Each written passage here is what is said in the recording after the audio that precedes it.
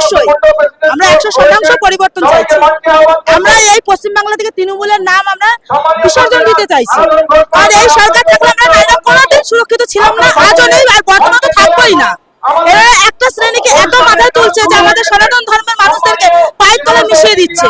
তাই আমরা পরিবর্তন চাই, বাঁচতে চাই বিজেপি, তাই আমরা বিজেপিকে আনতে চাই পশ্চিমবাংলায়। চাকরি শিল্প তো জিরো, ভাতা শিল্প বলুন, ভাতা শিল্প, লক্ষ্মীর ভান্ডার, যুবশ্রী, কন্যাশ্রী, মেয়েদের কোনো সম্মান নেই, মেয়েদের ইজ্জত নিলাম হয়ে যাওয়ার পরে 10 লাখ করে পাবে, এই হচ্ছে শ্রী, সব ভাতাশ্রী। এখানে যতদিন তৃণমূল ততদিন ভাতাশ্রী। আমরা পশ্চিমবাংলায় বাস করি না, আমরা ভাতা বাংলায় বাস করি। তাই আমরা বিসর্জন চাই, আমরা বিজেপিকে আনতে চাই, বাঁচতে চাই বিজেপি, তাই এই তৃণমূল আর নয়।